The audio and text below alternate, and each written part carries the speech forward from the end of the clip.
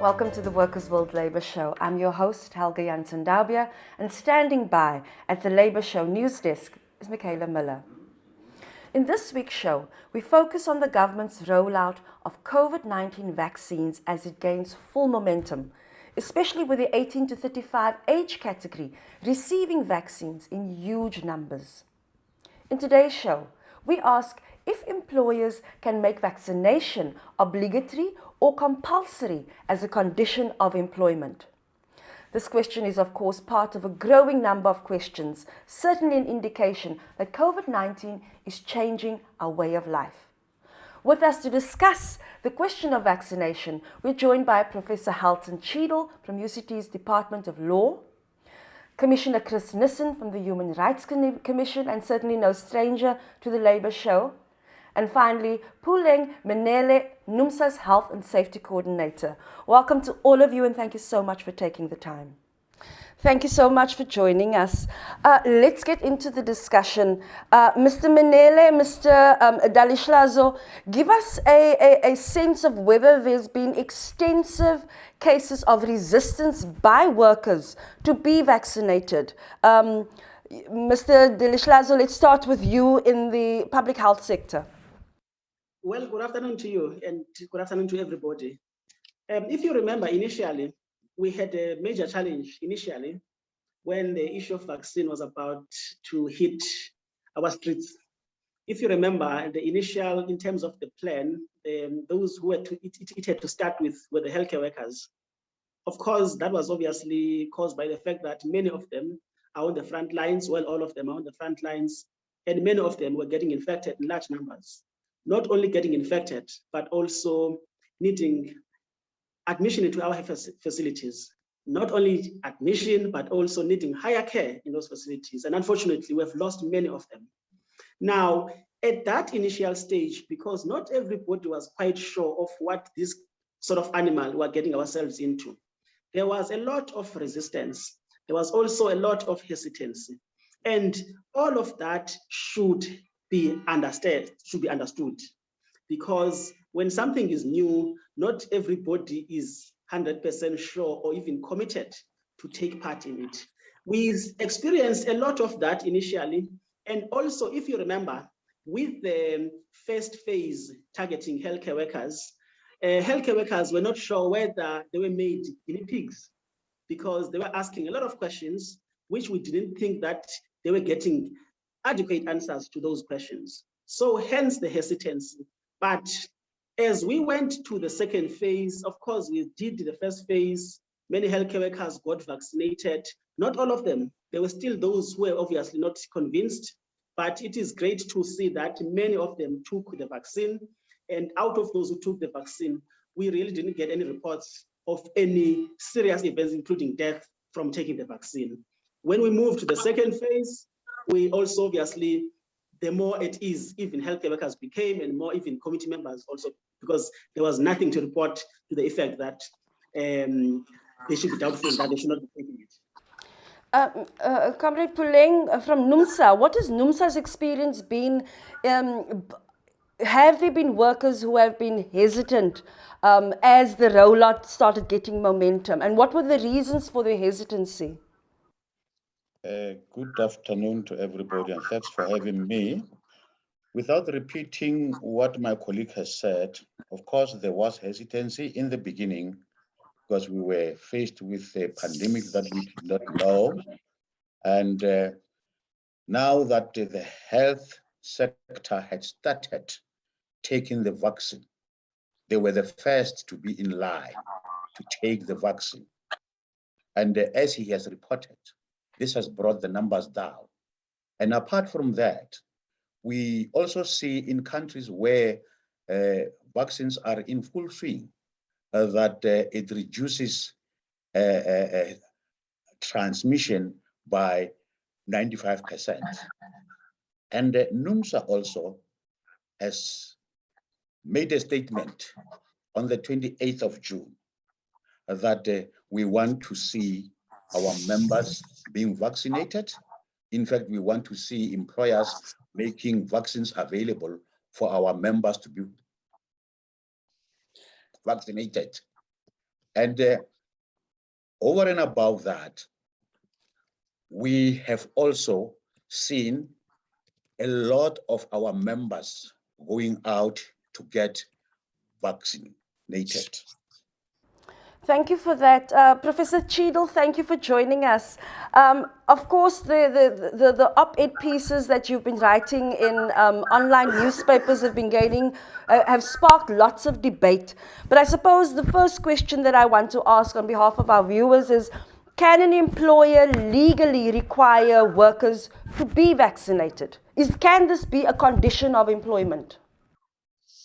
Yes, yes, it can. One must be careful. Let me say this: only the employer has a duty under the Occupational Health and Safety Act to provide for a safe and healthy workplace. Must take all reasonable measures to ensure the health and safety of its workers. Now, so what is a reasonable measure? So a reasonable measure clearly would be to require those of your workers who come into physical contact with each other, or come, but the nature of work is you can't retain social distancing. That would be a reasonable measure in respect of those employees. But take me, for example. I now, so let's say my employer is the university. I don't come into physical contact with my colleagues or my students. Everything's online. So if the university then required me to be vaccinated, that wouldn't be a reasonable measure. So there are two parts to the notion of the reasonable measure. It's only those employees who are come into contact with each other. And if you're going to have canteens and you're going to have toilets and you're going to have to stand in a line to come into work, and you are going to come together, those are the kinds of employees that it would be a reasonable measure to take. And there's no question that that vaccines are the provide the it's quite clearly a reasonable measure, because otherwise the government wouldn't have engaged in a national program to vaccinate as many people as possible. And yet, Commissioner Chris Nissen, to bring you in here, the position of the Human Rights Commission is, of course, that this is a violation to the right of bodily integrity and the right to choose. And yet, both our comrades from the trade union movement and Professor Cheadle is saying that it is a justifiable expectation, particularly when you work amongst people. Thank you for inviting the Commission. The Commission yesterday on Monday debated this matter in full as to whether there is a place of mandatory vaccination. We are also guided by the health department, and whilst the DG said it's not on the table at the moment, and so we take our cue from what is called limitations of rights. Now, when the COVID-19 was landed on our shores, we had obviously national disaster management regulations declared, and which means that our rights of movement, of the right to free movement, etc., were all curtailed. We're now in a different level 3, where some of those rights have been restored. We, as the Commission, believe that we must have the freedom of choice, and that people must not be forced to be vaccinated. Although we are of the opinion that we must progressively and aggressively encourage people to be vaccinated, for the very reasons that the two colleagues have said earlier on. But it's our firm belief that the campaign to encourage people to be vaccinated, and of course there are some people in terms of the regulations coming from the Department of Labor in terms of the vulnerable groupings and certain industries, but there must be extensive consultation and not people not forced willy-nilly. Thank you for that, Commissioner. Comrade Pulling, I want to bring you into this. The NUMSA's position is, and a little bit what the Commission is also advising, that vaccinations are voluntary, that workers can't be charged for refusing it. So what happens in that case? Is NUMSA still going to be representing workers who choose to not take the vaccine? I must say, although we encourage our members to vaccinate en masse, we cannot fold our arms where our members are victimized for exercising their right to refuse to be given the vaccine. It can be a constitutional right, or they are refusing on the grounds. We'll come back to you in a moment. To you at home, don't go away. We'll be back after this.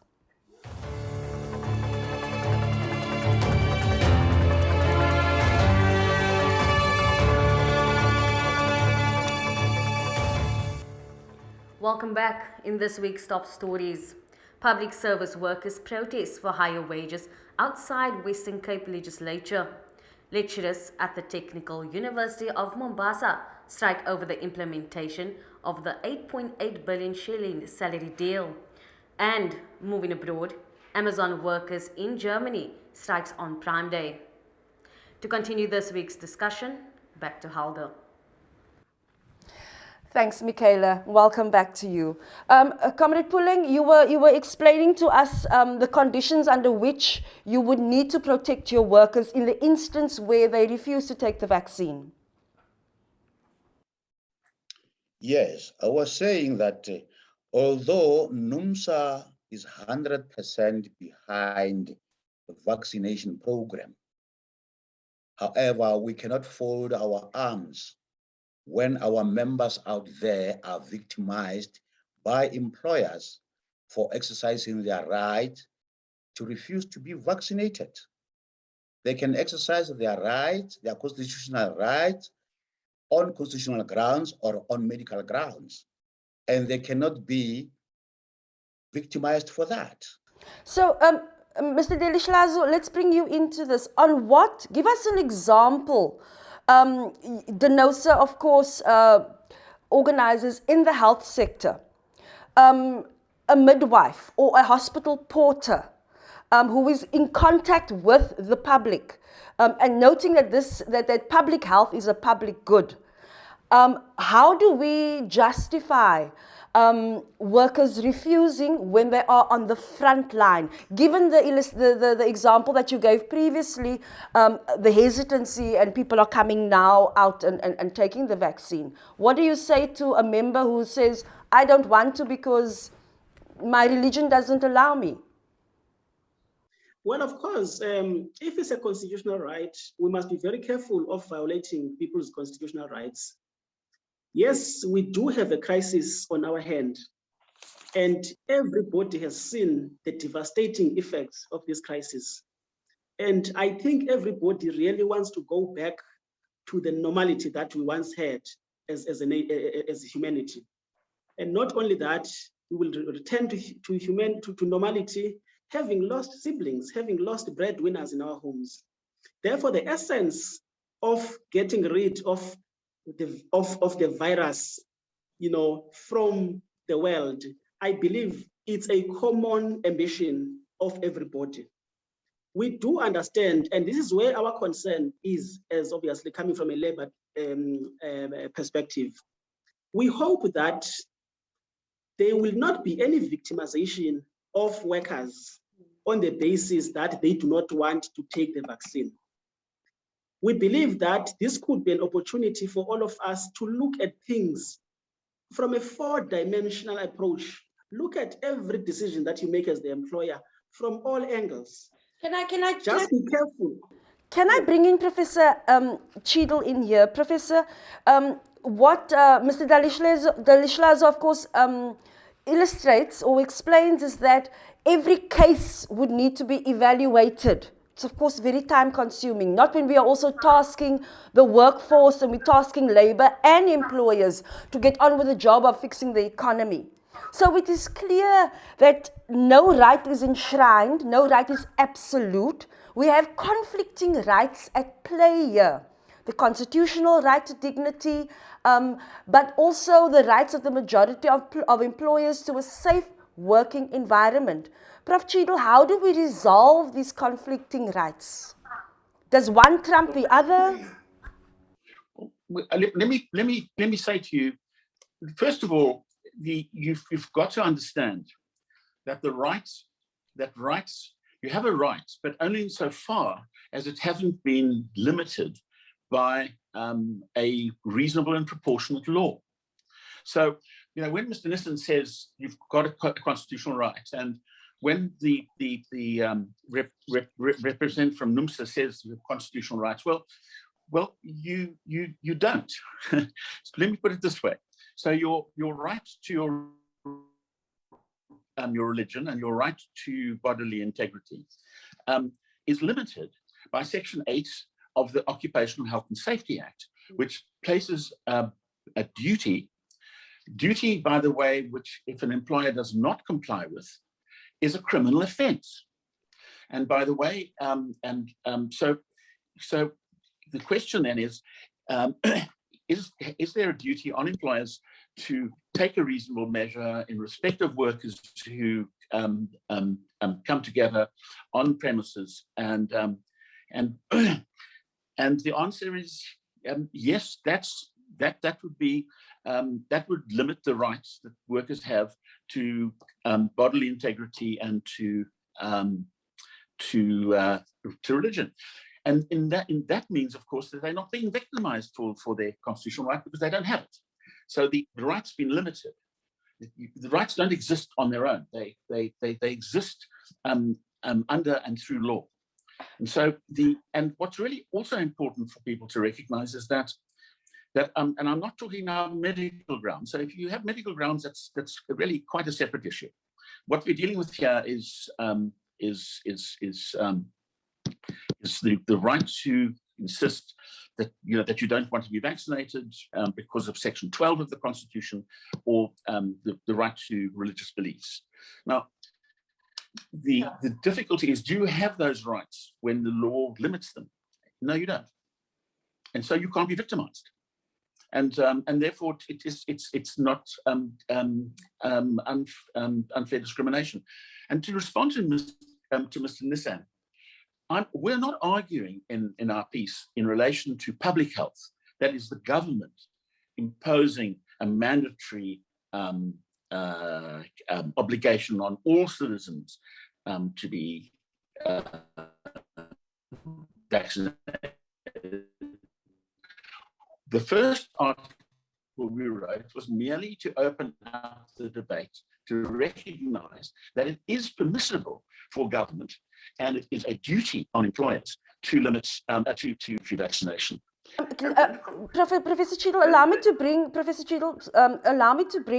the Commissioner in here, because Commissioner, the vaccination is not mandatory.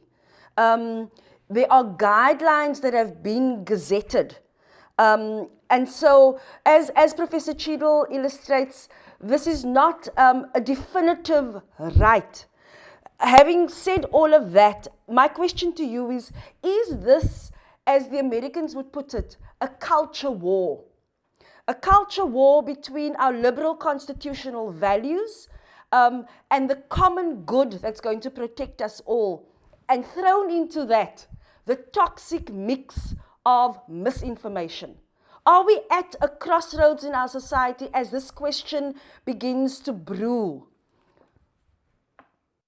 Well, yes, thank you. First of all, yes, I think there's a lot of misinformation around the vaccination and vaccines that are available, and so a lot of people from religious, from cultural, and also even saying that there are chips in it and all of those things. So there's a lot of misinformation and fake news that's out there, and we are not doing enough as this country to debunk those myths. And therefore we say we need to have an educational program that can continue to convince people to say this is the right thing to do. In fact, we had debated yesterday the prof's article as well.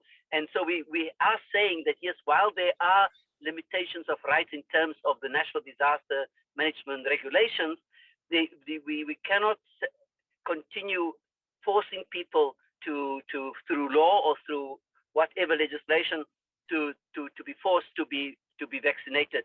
We have a history in this country. I mean, not so long ago, HIV and AIDS women in Durban were forcibly sterilized.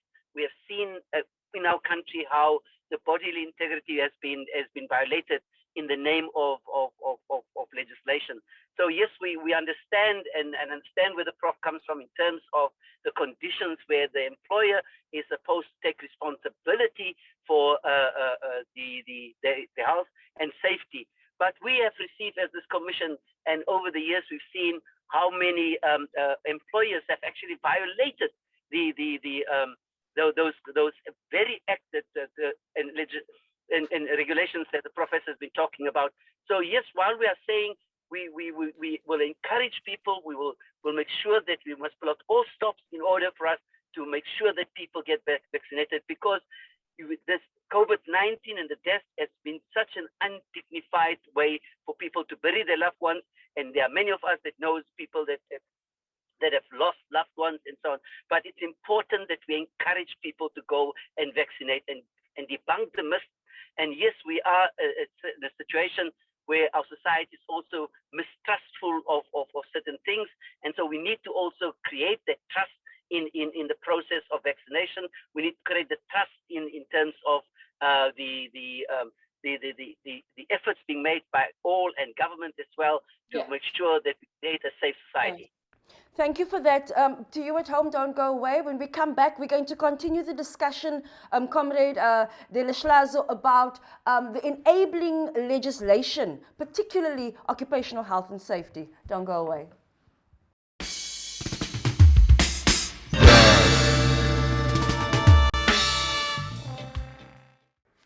Welcome back. You're watching the Workers' World Labour Show. Mr. Delihlazo, Comrade Delihlazo, I want to just come back to the notion, and both the Commissioner and Professor Cheadle spoke about the legislative environment. Professor Cheadle, of course, saying that the legislative environment supports employers to create the safe environment. The Commission, on the other hand, is saying that we have a long history of legislation enabling the attack on bodily integrity. Can you give us a sense of what your position as DENOSA is on the enabling legislation through the Occupational Health and Safety Act as it pertains to vaccination? Well, of course, we operate in healthcare facilities. And of course, we do have the Occupational Health and Safety Act in the country, which essentially regulates how we should safeguard the rights, the safety of the employees, as well as those who are in the workplace. In our case, it's patients. But if I can tell you, as we speak, we do have OSA in place, and yet we still have employees who die in the workplace due to danger in the workplace. Yes, we do have non-pharmaceutical interventions in terms of managing COVID-19 in the country, yet you still have a number of people dying from it. So where do you strike the balance? We think that, yes, there's people who are enjoying their rights, but also, yes, we believe that if we're to sit together, because even in the workplace, as I speak to you, there are areas that employees are always complaining about that needs to be looked into by the management of facilities so that the environment could be safer. But there tends to be a neglect in those. Okay. No, yeah, I want to just bring Mr. Puleng into this part of the conversation, because it would seem from what DENOSA describes is that occupational health and safety as an issue on the workplace is once again rearing its head, and that the mandatory pathways to get workers to forcibly vaccinate is showing us that the legislation is also used as a stick, that the legislation is not always followed to the letter to create the safe environment. You see, yes, I agree OSHA lays the basis. It regulates our relationship with employers in the workplace with regards to health and safety. However, currently, with the COVID, there are new directives from the Department of Labor, directives from the Department of Labor that says before vaccines become mandatory, the following should be observed.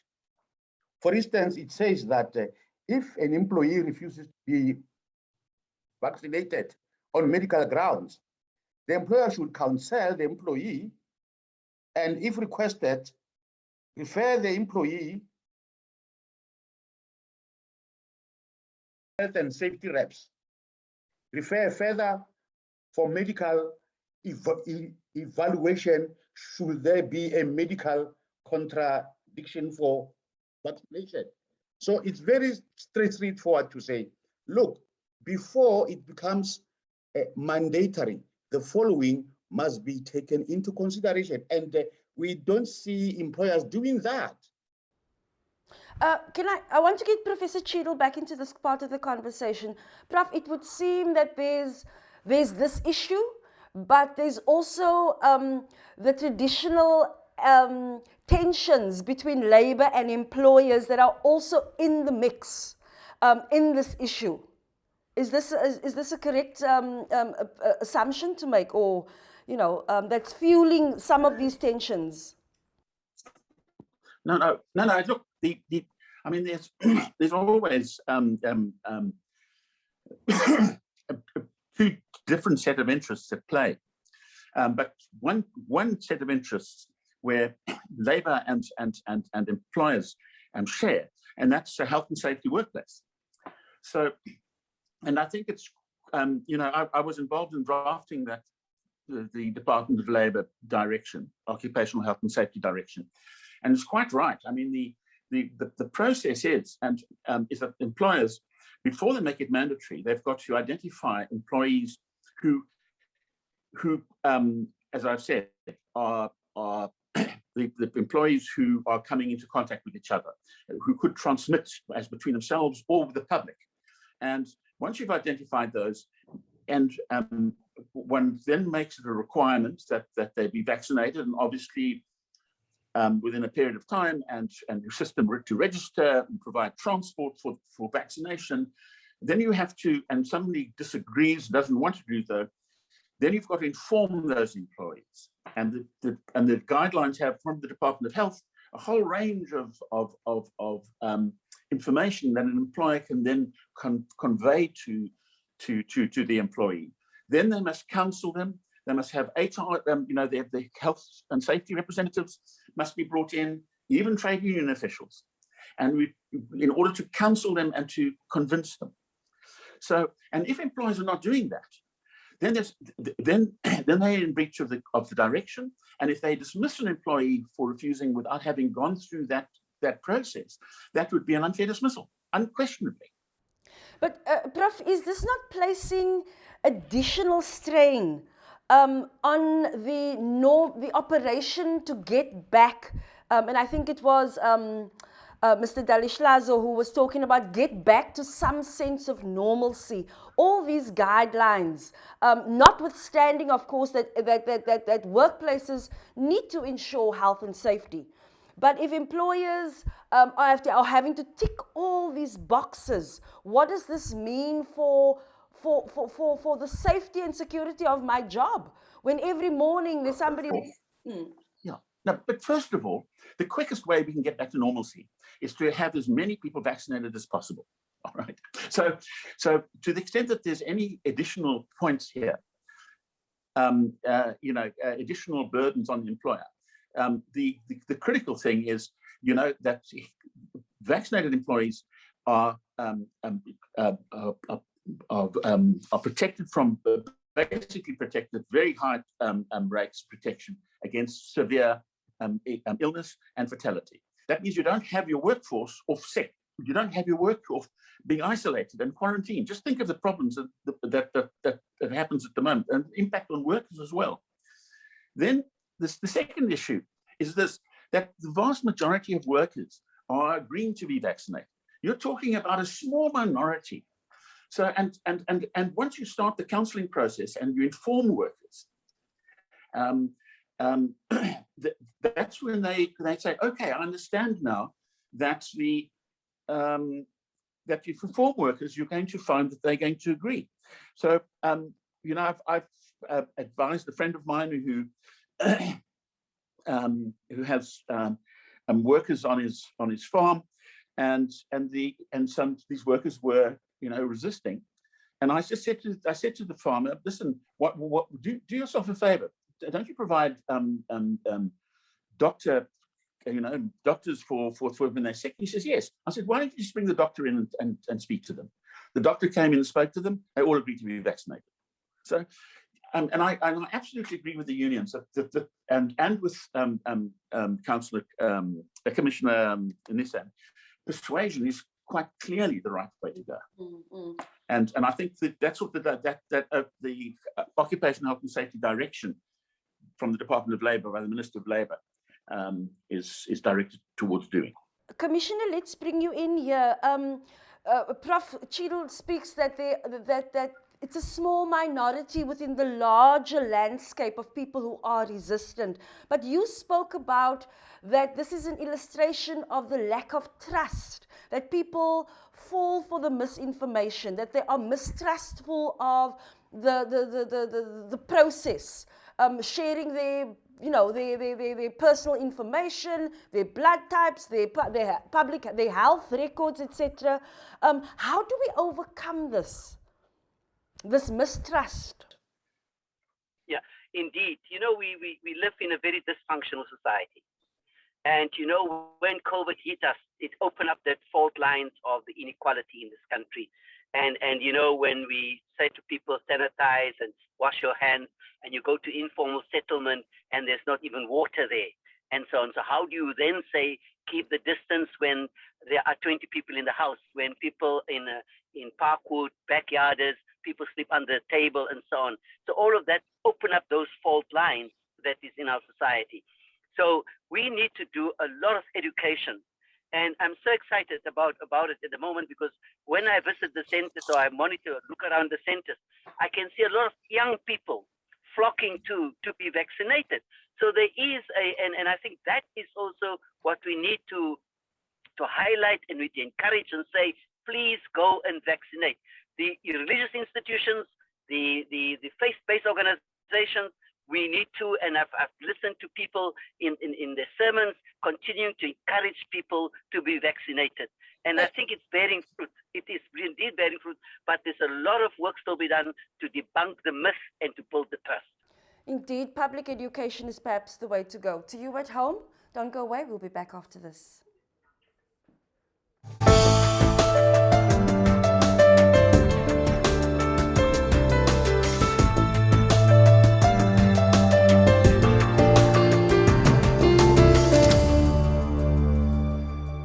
Welcome back to Workers' World Labour News. We hope you're keeping safe and warm. Thanks for joining us. As part of a National Day of Action in defence of collective bargaining and workers' rights, about 100 protesters under the banner of NEHAWU gathered outside the Western Cape Provincial Legislature on Tuesday. The union was protesting against the government's refusal to implement the salary agreement of 2018 and now being decided by the Constitutional Court. Among the key demands made was the community healthcare workers be absorbed as public sector workers under the Department of Health so that they can get the same benefits as the public servants like housing, allowance and pension. Lecturers at the Technical University of Mombasa issued a 7-day strike notice over the implementation of the 8.8 billion shilling salary deal. This follows the failure of the universities to fully implement the 2017 and 2021 collective bargaining agreement negotiated and signed by both parties. According to the university's academic staff union, their members in all public universities and the constituent colleges shall withdraw their labour and won't resume duty until the agreement is fully implemented. The first installment of 6.6 billion shillings was released to all universities last year, with the 2.2 billion shillings being dispersed to the universities monthly to cover all workers. Vosonka said that the strike will be a protest against the blatant violation of the fundamental rights and freedoms of universities' academic staff. And lastly, workers at 7 Amazon warehouses in Germany were called out by the union to go on strike on Tuesday for several days to coincide with the Global Prime Day promotion. This comes after the coronavirus bonus introduced for workers in Germany around March had been scrapped again in May.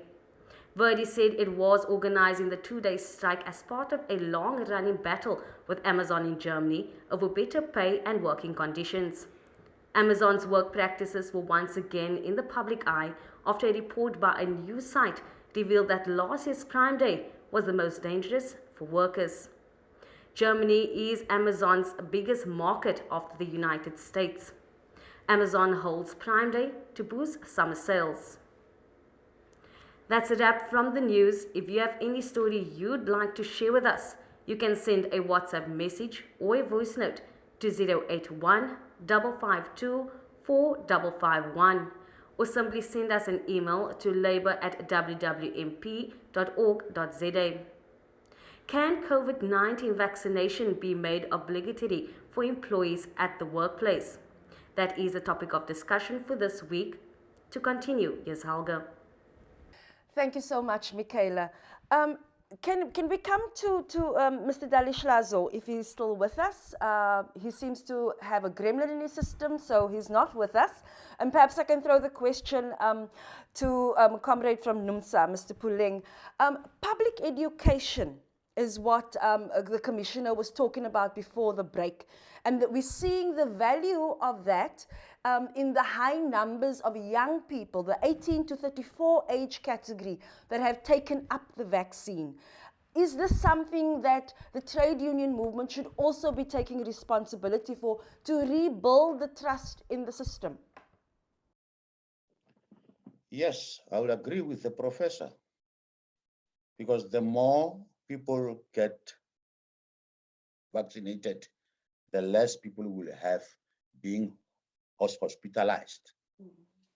And by saying, if you disseminate this information, especially to the young ones, they are very receptive and they can share this with the older ones at home, their parents.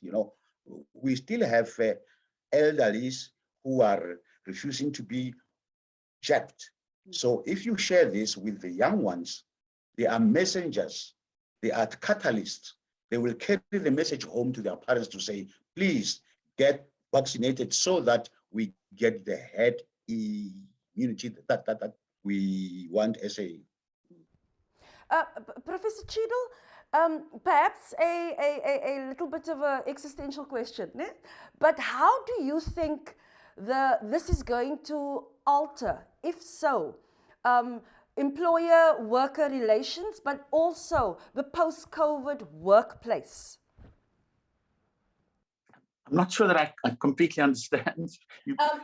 In your experience, look, this is but one of a series of questions that our society is going to be confronted with. To vaccinate or not to vaccinate. Vaccine passports are a big deal in France, etc.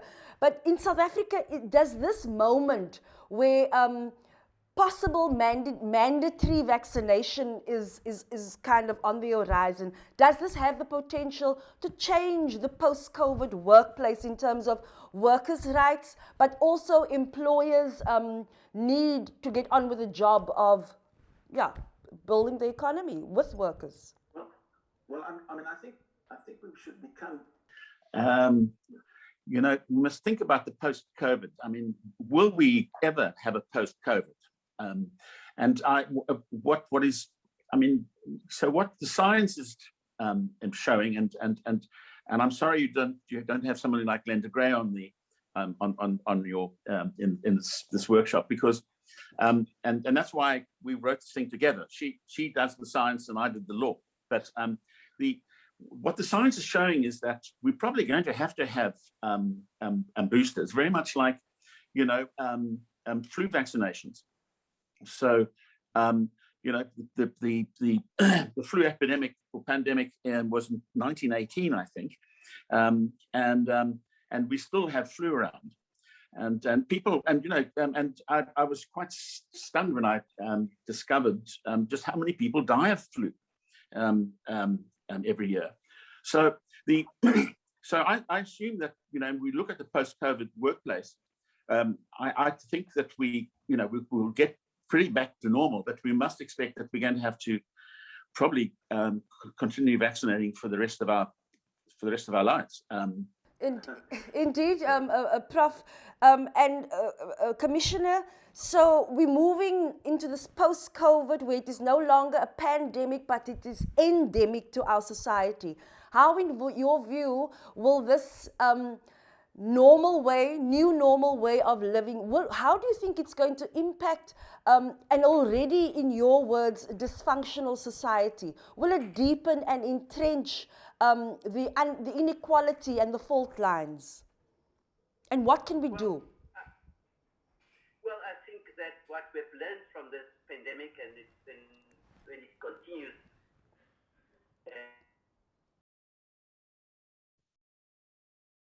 the government of the day has got the responsibility to look at the environment, the socioeconomic rights, so that people do not find themselves exposed to those kind of things.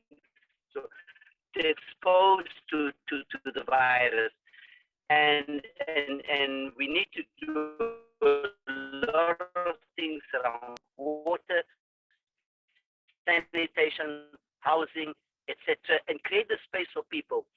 The problem that we face in this country, millions of unemployed people, millions of think that this pandemic, and I hope that the government does get this message, is that we need to, in order to minimize the effects of COVID-19 going forward, in terms of the flu is still with us, but many things that happen in terms of taking care of the flu, and yes, many people die of the flu, but that we need to find from government almost a Marshall Plan post-COVID-19 to say that we'll have to minimize the continuance of this virus with us.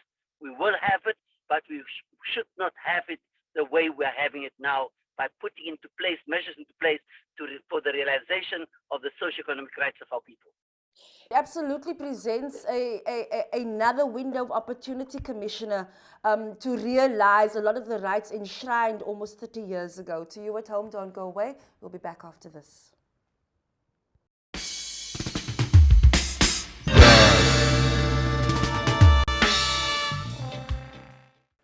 Welcome back.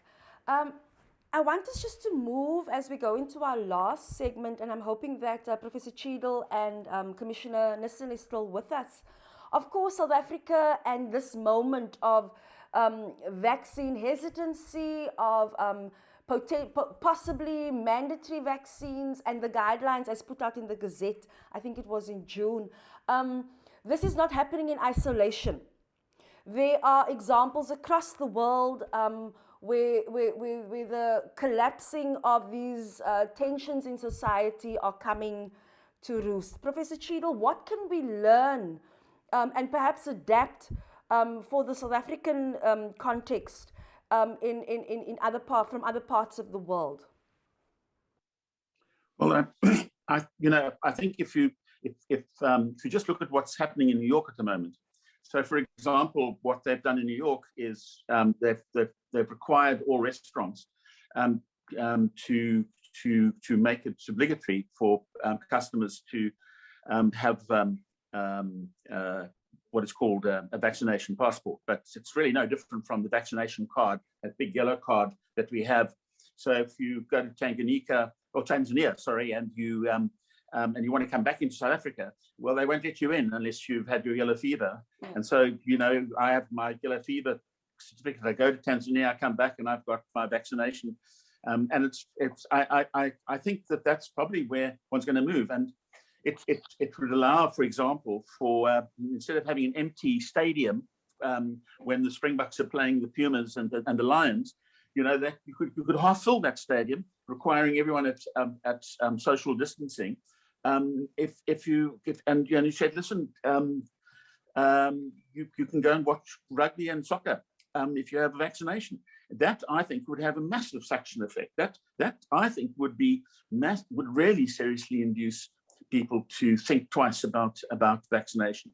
And maybe we don't have to go that mandatory route. I think it's mandatory in the workplace, as I said, because of the Occupational Health and Safety Act. But there are other mechanisms, and I wonder why.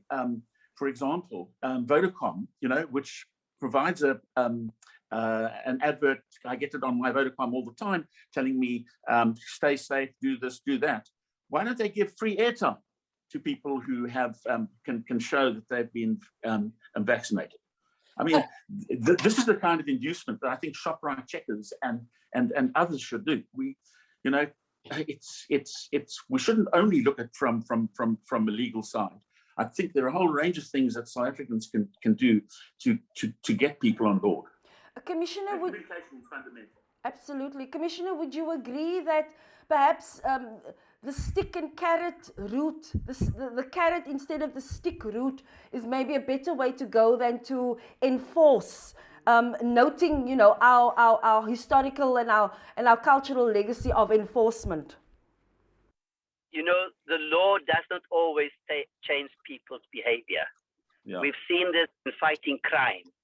We see there's laws, but crime continues. So I agree with the professor that yes, perhaps we should be challenging those big companies, not just to say be safe, keep the distance, but say, you know what, if you're going to vaccinate, this is what we'll give you, maybe a free airtime or whatever.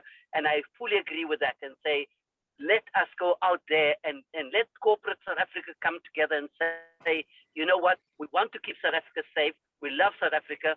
Let us create some sort of incentive for people to go and vaccinate. Let's go to all the football clubs, the rugby clubs, all of them, and say, listen, guys, we're going to have a free game one day. If all of you vaccinated, you all come here, it will be a free game and so on.